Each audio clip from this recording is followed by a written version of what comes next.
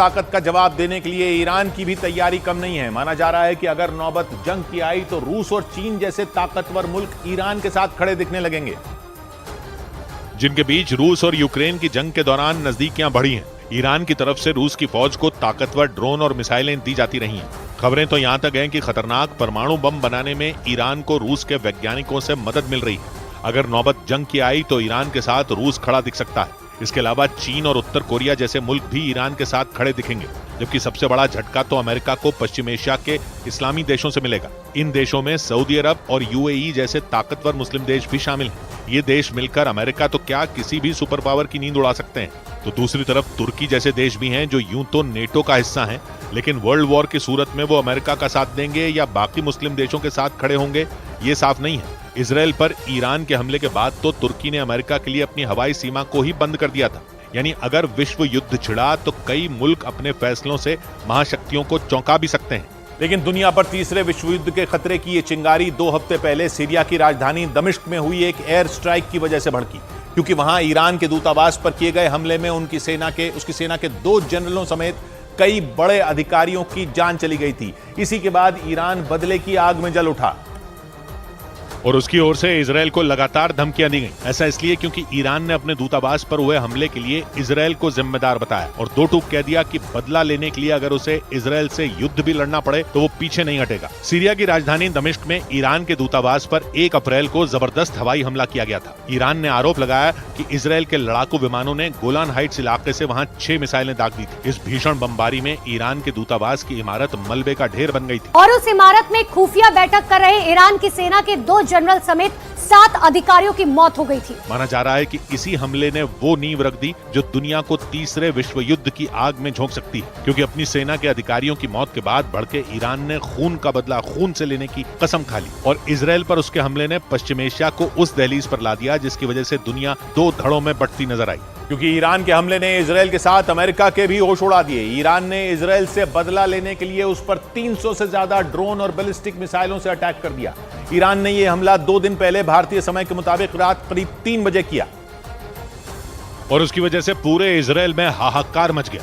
पूरे इजराइल में हवाई हमले की चेतावनी जारी कर दी गई, क्योंकि ईरान के 300 से ज्यादा ड्रोन और घातक बैलिस्टिक मिसाइलें इजराइल की तरफ सब कुछ तबाह करने के लिए बढ़ रही थी। ईरान के इस हमले के कुछ वीडियो भी सामने आए। उनमें रात के अंधेरे में आसमान में कई बैलिस्टिक मिसाइलें इजराइल की जमीन पर तबाही मचाने के लिए आगे बढ़ती दिखाई दी थी। देखकर ऐसा लगा जैसे ईरान ने यह ठान लिया हो कि वो किसी भी कीमत पर इजराइल का इस धरती से नामोनिशान मिटाकर ही दम लेगा। इसीलिए ईरान के इस हमले के बाद इजराइल और सुपर पावर अमेरिका तक के होश उड़ गए। जबकि पश्चिमी मीडिया के मुताबिक अमेरिका को ये लग रहा था कि ईरान इजराइल के खिलाफ जंग का ऐलान नहीं करेगा, लेकिन एक साथ 300 से ज्यादा ड्रोन और बैलिस्टिक मिसाइलों से इजराइल पर धावा बोलकर ईरान ने अपने इरादे साफ कर दिए। एक रिपोर्ट के मुताबिक ईरान ने इजराइल पर इस हमले को ऑपरेशन ट्रू प्रॉमिस नाम दिया। हालांकि इजराइल की सेना ने यह दावा किया कि ईरान की तरफ से दागी गई ज्यादातर मिसाइलों और ड्रोन को air defence system Iron Dome से मार गिराया गया। आयरन डोम एक ऐसा हथियार है जो मिसाइलों को ट्रैक कर उन्हें हवा में ही तबाह कर देता है। मतलब जमीन पर गिरने से पहले ही यह हथियार दुश्मन की मिसाइलों को हवा में उड़ा देता है। और हुआ भी बिल्कुल वैसा ही। इजराइल ने दावा किया कि ईरान के इस बड़े हमले को उसके एयर डिफेंस सिस्टम की मदद से नाकाम कर दिया गया, लेकिन इसके बाद भी ईरान की तरफ से दागी गई कुछ मिसाइलें इजराइल की जमीन से टकराईं और उसकी वजह से वहां तबाही मच गई। हालांकि ईरान के इस हमले के लिए इजरायली सेना भी पहले से ही तैयार थी, इसीलिए जैसे ही ईरान की मिसाइलें तबाही मचाने के लिए उड़ी, इजराइल ने भी एयर डिफेंस सिस्टम से उन्हें निशाना बनाना शुरू कर दिया था। ईरान की मिसाइलों को हवा में तबाह करने के कुछ वीडियो भी इजरायली सेना की तरफ से जारी किए गए।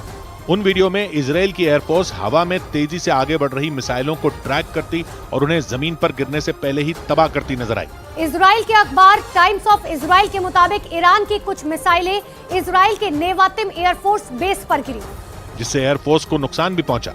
इजरायली सेना ने इसका एक वीडियो भी जारी किया। उस वीडियो में नेवातिम एयरफोर्स बेस के एक हिस्से पर मिसाइल गिरने से एक बड़ा गड्ढा बना दिखाई दिया। हालांकि इजराइल की सेना के जवान एयरफोर्स बेस पर उस गड्ढे को भरते नजर आए। इसी वीडियो के एक हिस्से में इजराइल का एक लड़ाकू विमान रनवे पर उड़ान भरता दिखाई दिया। इजराइल की मीडिया के मुताबिक ईरान के इस हमले की वजह से एयरफोर्स बेस के आसपास भगदड़ मच गई थी और उसमें 12 लोग घायल हो गए थे। और ईरान की तरफ से इजराइल पर किए गए हमले को नाकाम करने में अमेरिका ने भी बड़ी भूमिका निभाई। अमेरिका के रक्षा मंत्रालय पेंटागन की एक रिपोर्ट के मुताबिक अमेरिकी सेना ने ईरान की तरफ से छोड़े गए 80 से ज्यादा ड्रोन और 6 बैलिस्टिक मिसाइलों को मार गिराया था। यानी जमीन पर गिरने से पहले ही उन्हें हवा में ढेर कर दिया। पेंटागन की एक रिपोर्ट के मुताबिक ईरान ने इजराइल की राजधानी यरूशलेम, दक्षिण में नेगेव रेगिस्तान, उत्तर में इजरायली कब्जे वाले गोलान हाइट्स और वेस्ट बैंक को निशाना बनाकर हमला किया था। दावा किया गया कि इजराइल के इन इलाकों में तबाही मचाने के लिए ईरान ने 300 से ज्यादा ड्रोन और मिसाइलें दागी थी। लेकिन ईरान के सभी ड्रोन और मिसाइलों को इजरायली, अमेरिकी और उनके सहयोगियों ने हवा में ही मार गिराया। पेंटागन की तरफ से इस बात की जानकारी भी दी गई कि अमेरिकी सेना ने 80 ड्रोन और 6 बैलिस्टिक मिसाइलें मार गिराई थी, जो ईरान, इराक और यमन की ओर से इजराइल पर छोड़ी गई थी। इजराइल पर ईरान के हमले को नाकाम करने के लिए अमेरिकी राष्ट्रपति बाइडेन ने एयरफोर्स के जवानों से बात की और उनकी सराहना की। Hey, you guys are the best in the whole damn world, man. Enormous difference, potentially saving a lot of lives, and thanks to extraordinary skill, it's helped Israel take down nearly all those incoming missiles. Iran के इस हमले के बाद America ने एक बार फिर ये दोहराया कि इजराइल की सुरक्षा के लिए वो पूरी तरह तैयार है। अमेरिका ने ईरान पर इस हमले के जरिए पश्चिम एशिया में तनाव बढ़ाने का भी आरोप लगाया। और इजराइल के मीडिया के मुताबिक ईरान के बैलिस्टिक मिसाइल और ड्रोन से किए गए इस हमले के बाद इजराइल के प्रधानमंत्री बेंजामिन नेतन्याहू अपने परिवार के साथ मिसाइल प्रूफ मकान में चले गए थे। मतलब ईरान के हमले से डरकर नेतन्याहू एक ऐसे मकान में छिप गए थे जिस पर मिसाइल तक का असर नहीं होता, क्योंकि उन्हें इस बात का डर था कि अगर एक भी missile air defence system Iron Dome से छूटी तो फिर इजराइल में भयानक तबाही मच सकती है। इसीलिए ईरान के हमले के बाद पूरे इजराइल में मिसाइल हमले के सायरन बजने लगे थे। इजराइल की मीडिया के मुताबिक मिसाइल हमले की चेतावनी जारी होते ही जान बचाने के लिए लोग घरों के नीचे बनाए बंकरों में छिप गए थे। खबर यह भी है कि ईरान के इस हमले के बाद इजरायली प्रधानमंत्री बेंजामिन नेतन्याहू अपने परिवार के साथ यरूशलेम में मौजूद अमेरिकी अरबपति साइमन वलिक के मकान में शिफ्ट हो गए थे। बताया गया कि साइमन के इस मकान के अंदर एक बंकर बना हुआ है जिस पर मिसाइल हमले का भी असर नहीं होता। और दावा यह भी है कि हमास के हमले के बाद भी नेतन्याहू अपने परिवार के साथ साइमन के इसी घर में जाकर रहने लगे थे। 13 अप्रैल को ईरान ने इजराइल पर 300 से ज्यादा ड्रोन और बैलिस्टिक मिसाइलों से हमले किए थे। इस हमले के बाद पूरे इजराइल में हाई अलर्ट जारी कर दिया गया। सुरक्षा को देखते हुए स्कूल और कॉलेज बंद कर दिए गए। पब्लिक मीटिंग में 1000 से ज्यादा लोगों के शामिल होने पर भी रोक लगा दी गई। और इजराइल पर हुए इस सबसे बड़े हमले को ईरान की स्पेशल फोर्स IRGC यानी इस्लामिक रिवॉल्यूशनरी गार्ड कोर ने अंजाम दिया। ईरान की इस स्पेशल फोर्स को अमेरिका समेत कई देश आतंकी संगठन मानते हैं और इस पर बैन तक लगा चुके हैं। जानकारी के मुताबिक IRGC को 1979 में इस्लामिक क्रांति के ठीक बाद बनाया गया था, क्योंकि उस दौरान ईरान के सुप्रीम लीडर आयतुल्लाह खुमैनी को यह डर था कि ईरान की सेना उनका तख्ता पलट देगी। इसीलिए उन्होंने इस्लामिक क्रांति के तुरंत बाद IRGC की स्थापना की। तब ये एक छोटी सेना थी और इसमें वो लोग शामिल किए गए थे जो ईरान में इस्लामिक क्रांति चाहते थे। इसका काम आयतुल्लाह खुमैनी के खिलाफ किसी भी विरोध और विद्रोह को कुचल देना था। लेकिन आज की तारीख में IRGC बेहद ताकतवर है। एक रिपोर्ट के मुताबिक IRGC के पास 1,90,000 एक्टिव सैनिक हैं, जो जमीन, समंदर और आसमान तीनों जगहों पर हमला कर सकते हैं। ये सीधे ईरान के supreme leader Ayatollah Ali Khamenei को रिपोर्ट करते हैं। खामनेई इन्हें इस्लाम के सैनिक कहते हैं। इसकी ताकत का अंदाजा इस बात से भी लगाया जा सकता है कि ये ईरान का परमाणु कार्यक्रम भी चलाती है। और तो और विदेश में भी अपनी ताकत बढ़ाने के लिए IRGC ने एक अलग फोर्स बना रखी है। ईरान की इसी स्पेशल फोर्स ने इजराइल पर हमले की जिम्मेदारी ली। एक रिपोर्ट के मुताबिक इस हमले के लिए उसने बैलिस्टिक मिसाइलों के साथ आत्मघाती ड्रोन शाहिद 136 का भी इस्तेमाल किया।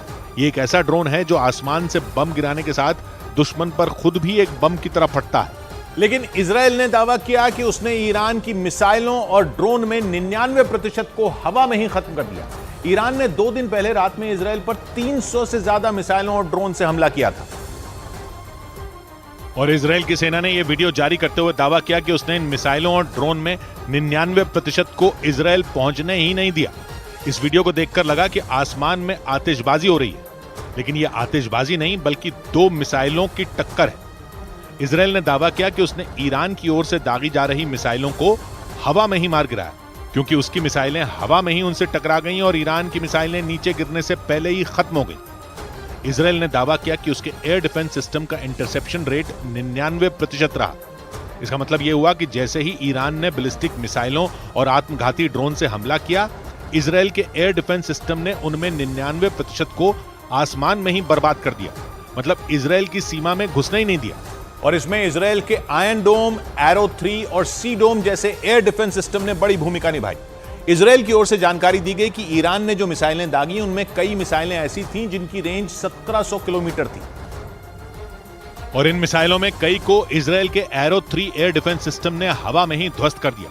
ये वो एयर डिफेंस सिस्टम है जिसे इजरायल हूथी विद्रोहियों के खिलाफ इस्तेमाल करता है और लंबी दूरी की मिसाइलों से होने वाले हमले रोकता है। इजरायल ने दावा किया कि ईरान की 100 से ज्यादा बैलिस्टिक मिसाइलों को एरो 3 ने ही मार गिराया। यही नहीं, खबर है कि एरो 3 एयर डिफेंस सिस्टम ने कुछ मिसाइलों को तो पृथ्वी के वायुमंडल के बाहर ही खत्म कर दिया, क्योंकि इस एरो 3 की मिसाइलों में एक्सो एटमॉस्फेरिक इंटरसेप्टर तकनीक का इस्तेमाल होता है और ये तकनीक बैलिस्टिक मिसाइलों को पृथ्वी के वायुमंडल के बाहर ही ट्रैक कर सकती है। और इसी तकनीक ने ईरान की कई मिसाइलों को हवा में उड़ा दिया। इसके अलावा आयरन डोम और सी डोम ने भी ईरान की कई मिसाइलें और ड्रोन तबाह किए। इजरायल ने अपना मजबूत एयर डिफेंस सिस्टम अमेरिका और ब्रिटेन जैसे देशों की मदद से बनाया है और आयरन डोम, सी डोम और एरो 3 जैसे एयर डिफेंस सिस्टम इजरायल की हवाई सीमाओं को ऐसी सुरक्षा देते हैं जिसे भेद पाना मुश्किल है, क्योंकि इजरायल का एयर डिफेंस सिस्टम करीब 2400 किलोमीटर दूर से ही खतरे को पहचान लेता है। एरो 3 पृथ्वी के वायुमंडल के बाहर तक मार करने की क्षमता रखता है, तो आयरन डोम कम दूरी के रॉकेटों को मार गिराने में माहिर है और इसकी सफलता की दर 90% मानी जाती है। इसके अलावा सी डोम एयर डिफेंस सिस्टम भी इसी से मिलता जुलता है। फर्क बस इतना है कि इसे जहाज पर भी तैनात किया जा सकता है, इसीलिए इसे सी डोम एयर डिफेंस सिस्टम कहते हैं। अमेरिका और ब्रिटेन की मदद से तैयार ये एयर डिफेंस सिस्टम इजरायल की अलग अलग सीमाओं पर तैनात है, क्योंकि इजरायल की 1000 किलोमीटर लंबी सीमा जॉर्डन, सीरिया, लेबनान और फिलिस्तीन जैसे देशों से लगी हुई है और इन सभी देशों से इजरायल का 36 का आंकड़ा है। बड़ी बात यह कि इजरायल की सीमा से लगे इन देशों की ईरान से दोस्ती है और इसीलिए इजरायल 24 घंटे अलर्ट रहता है, जिसका उसे 2 दिन पहले हुए हमले में फायदा भी मिला था, क्योंकि इजरायल के मुताबिक ईरान की 300 से ज्यादा मिसाइलों और ड्रोन में केवल 1% ही इजरायल तक पहुंच पाए थे और 99% को हवा में ही खत्म कर दिया गया था। हालांकि इजरायल से ईरान के बदले की शुरुआत 2 रोज पहले फारस की खाड़ी से लगने वाले समुद्री गलियारे स्ट्रेट ऑफ हॉर्मुज से हुई, क्योंकि दोनों देशों में बने जंग जैसे हालात के बीच ईरान ने वहां से गुजर रहे इजरायल के माल ढोने वाले एक जहाज को अगवा कर लिया था। उस जहाज पर कब्जा किए जाने का एक वीडियो भी सामने आया था और उस वीडियो में दिखा कि ईरान के सैनिकों ने इजरायल के उस जहाज पर बिल्कुल फिल्मी अंदाज में धावा बोला। वो एक हेलीकॉप्टर की मदद से समंदर में मौजूद उस जहाज पर उतर गए और उसे अगवा कर अपने साथ ले गए थे। न्यूज एजेंसी रॉयटर्स के मुताबिक उस जहाज पर मौजूद चालक दल के 25 सदस्यों में 17 भारतीय शामिल हैं, जिन्हें छुड़ाने के लिए भारत के विदेश मंत्रालय ने ईरान पर दबाव बनाना शुरू कर दिया। रॉयटर्स के मुताबिक इजरायल का माल ढोने वाला वो जहाज यूएई से भारत आ रहा था, लेकिन रास्ते में उसे स्ट्रेट ऑफ हॉर्मुज में हाईजैक कर लिया गया था। स्ट्रेट ऑफ हॉर्मुज ईरान के पास मौजूद एक समुद्री गलियारा है जो अंतर्राष्ट्रीय व्यापार का एक अहम रूट है। फारस की खाड़ी को खुले समंदर से जोड़ने वाला इकलौता रास्ता भी यही है और इस इलाके पर लंबे वक्त से ईरान का दबदबा रहा है। वो स्ट्रेट ऑफ हॉर्मुज से गुजरने वाले सुपर पावर अमेरिका के भी जहाजों को कई बार निशाना बना चुका है, लेकिन इजरायल के जहाज पर कब्जा जमाकर ईरान ने उसे आने वाले खतरे का ट्रेलर पहले ही दिखा दिया था, क्योंकि इजरायल के जहाज के अगवा किए जाने के कुछ घंटे बाद ही ईरान ने उसकी धरती पर ड्रोन और मिसाइलों की बारिश कर दी थी। हालांकि अमेरिका इजरायल को बचाने के लिए कूद पड़ा, लेकिन इसी के साथ बाइडेन ने यह भी साफ कर दिया कि वो ईरान के खिलाफ इजरायल की किसी भी सैन्य कार्रवाई में साथ नहीं देंगे। ईरान के हमले के बाद इजरायल ने कह दिया था कि वो 24 से 48 घंटे में ईरान के हमले का जवाब देगा, लेकिन इजरायल के इन आक्रामक तेवरों में अमेरिका उसका साथ देता नजर नहीं आया, क्योंकि पश्चिमी मीडिया ने दावा किया कि नेतन्याहू को बाइडेन ने जवाबी कार्रवाई से रोका और उनसे 2 टूक बोल दिया कि ईरान के खिलाफ किसी भी सैन्य कार्रवाई में अमेरिका इजरायल का साथ नहीं देगा।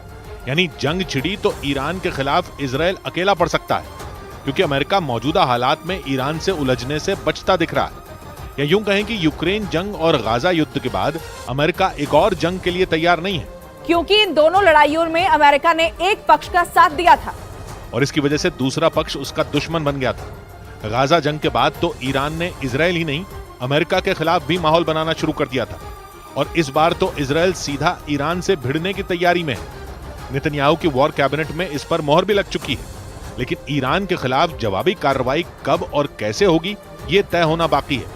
और इससे पहले ही अमेरिका ने इजरायल को संकेत दे दिए कि ईरान के खिलाफ जंग में वो उसका साथ नहीं देगा और इजरायल ने जंग छेड़ी तो उसे ईरान से अकेले ही लड़ना पड़ सकता है। इस मामले में संयुक्त राष्ट्र सुरक्षा परिषद भी जंग रोकने की कोशिश में जुट गया और संयुक्त राष्ट्र सुरक्षा परिषद ने बयान जारी किया कि दुनिया एक और जंग नहीं झेल सकती और इजरायल को ईरान से बदला लेने की भावना से विवाद और नहीं बढ़ाना चाहिए।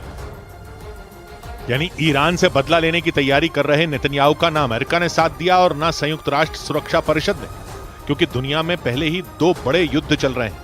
रूस और यूक्रेन जंग भी जारी है और गाजा जंग भी। और अगर एक और युद्ध शुरू हो गया तो समझो तीसरा विश्व युद्ध तय हो गया, क्योंकि ईरान एक ताकतवर देश है और इजरायल के लिए अकेले ईरान में वैसी तबाही करना नामुमकिन है जैसी उसने गाजा में की थी। क्योंकि ईरान के पास हथियारों का भंडार है, उसकी सेना की ताकत भी इजरायल से कहीं ज्यादा है। क्योंकि इजरायल की सेना में करीब 7 लाख सैनिक हैं और ईरान की सेना में करीब 12 लाख सैनिक। इजरायल के पास 1300 टैंक हैं तो ईरान के पास करीब 2000 टैंक हैं। यही नहीं, पश्चिमी मीडिया ने कई बार दावा किया है कि ईरान के पास खतरनाक परमाणु हथियार भी हैं। वो अलग बात है कि ईरान के परमाणु कार्यक्रम की वजह से उस पर अलग अलग देशों ने 400 प्रतिबंध लगाए हुए हैं। लेकिन इन सारे प्रतिबंधों के बावजूद ईरान की ताकत इजरायल से ज्यादा मानी जाती है। मुस्लिम देश होने की वजह से ही उसकी शक्ति और बढ़ जाती है और इजरायल की सीमाएं इस्लामी देशों से घिरी हुई हैं। और इजरायल की सीमा से लगने वाले सभी मुस्लिम देशों में ईरान का किसी न किसी तरह से दखल है। फिलिस्तीन में वो हमास के साथ है तो लेबनान में हिजबुल्लाह के सिर पर ईरान का हाथ है। सीरिया में भी ईरान की सेना है। यानी इजरायल से जंग छिड़ने पर पश्चिम एशिया के कई देश ईरान का साथ देंगे और तो और उसे रूस और चीन का भी साथ मिल सकता है, क्योंकि यूक्रेन जंग के बाद दुनिया में 2 अलग अलग गुट बन चुके हैं। इजरायल, अमेरिका और ब्रिटेन जैसे देश जिस गुट में हैं, चीन और रूस उसका हिस्सा नहीं है और इसीलिए ईरान की इन देशों से नजदीकी बढ़ चुकी है, क्योंकि रूस को उसने यूक्रेन जंग में आत्मघाती ड्रोन दिए थे और चीन ने ईरान के जरिए पश्चिम एशिया में घुसने का रास्ता बनाया था। और इसी के बाद रूस, ईरान और चीन की तिकड़ी अमेरिका समेत पश्चिमी देशों का सिरदर्द बन गई थी। माना जा रहा है कि इन्हीं वजहों से अमेरिका ने इजरायल को ईरान के खिलाफ जंग शुरू करने से रोका, क्योंकि इससे दुनिया में एक और जंग छिड़ेगी और माहौल बद से बदतर हो सकता है। हालांकि इजरायल को रोक पाना आसान नहीं है, क्योंकि उसने फिलहाल ईरान पर तो सीधा हमला नहीं बोला, लेकिन लेबनान में उसके समर्थक में हिजबुल्लाह को जरूर दहला दिया। नेतन्याहू ने हिजबुल्लाह की हथियारों की एक फैक्ट्री उड़ाकर बदले की शुरुआत कर दी, क्योंकि ईरान हथियारों से लेकर ट्रेनिंग देने तक हिजबुल्लाह के लड़ाकों का साथ देता आया है। इसलिए इजरायल की सेना ने उसके समर्थन वाले चरमपंथी पर धावा बोलकर एक तरह से जंग का ऐलान कर दिया और हिजबुल्लाह की हथियारों की फैक्ट्री पर बड़ी एयर स्ट्राइक कर बदले की कार्रवाई कर दी। इजरायल की फौज ने आसमान से रॉकेट दागे और पूरी फैक्ट्री को एक झटके में मिट्टी में मिला दिया। और ऐसा करके इजरायल की सेना ने ईरान के खिलाफ चाल चल दी, क्योंकि हिजबुल्लाह और ईरान दोनों ही इजरायल के कट्टर दुश्मन हैं। ईरान के समर्थन पर ही लेबनान के चरमपंथी संगठन हिजबुल्लाह का गठन किया गया था और ईरान के इशारों पर ही हिजबुल्लाह हमास से छिड़ी जंग में इजरायल के खिलाफ मोर्चे पर उतर आया था। यानी इजरायल ने बदला लेने के लिए ईरान पर हमले किए तो हिजबुल्लाह ढाल बनकर खड़ा हो जाएगा। और ये माना जा रहा है कि नेतन्याहू की सेना सबसे पहले ईरान के मददगारों को ही तबाह कर देना चाहती है। इसलिए इजरायल की फौज ने लेबनान के बाल्बेक शहर में ताबड़तोड़ हमले किए और हिजबुल्लाह की हथियारों की फैक्ट्री को नेस्त नाबूद कर दिया। और यह हमला ईरान के खिलाफ इजरायल के बदले की शुरुआत बताया गया। और इसी के बाद 500 साल पुरानी एक भविष्यवाणी की चर्चा फिर तेज हो गई। ये भविष्यवाणी दुनिया के सबसे बड़े भविष्यवक्ता माने जाने वाले नॉस्ट्राडामस ने की थी। उनकी इस भविष्यवाणी में इस बात की तरफ इशारा किया गया था कि 500 साल बाद एक बहुत बड़ी जंग होगी और ये जंग किसी विश्व युद्ध से कम नहीं होगी। नॉस्ट्राडामस की इस भविष्यवाणी में जो कुछ भी लिखा गया उसे ईरान और इजरायल के बीच जारी तनाव से भी जोड़कर देखा जाने लगा, क्योंकि 16वीं शताब्दी में फ्रांस के रहने वाले भविष्यवक्ता नॉस्ट्राडामस ने अपनी किताब में इस बात का दावा किया था कि 500 साल बाद दुनिया 2 खेमों में बढ़ जाएगी। उनकी भविष्यवाणी में इस बात का जिक्र था कि इस जंग की शुरुआत समंदर के रास्ते होगी और समंदर में 2 देशों की नौसेनाओं के बीच हुआ टकराव ही विश्व युद्ध को न्योता देगा। और माना ये जा रहा है कि ईरान और इजरायल के बीच भी जंग की शुरुआत समंदर के रास्ते ही हुई है, क्योंकि दोनों के बीच तलवारें खिंचने की बड़ी वजह लाल सागर में हूथी लड़ाकों के हमलों को माना गया। ऐसा अंदेशा जताया गया कि हूथी लड़ाकों के किए हमलों ने ही इजरायल और ईरान के बीच चिंगारी को भड़काया, क्योंकि ईरान ने खुल्लम खुल्ला हूथी लड़ाकों के समर्थन में खड़े होने का ऐलान कर दिया था और उसी के बाद से हूथी लड़ाकों के इजरायल पर हमले तेज हो गए थे। इस बीच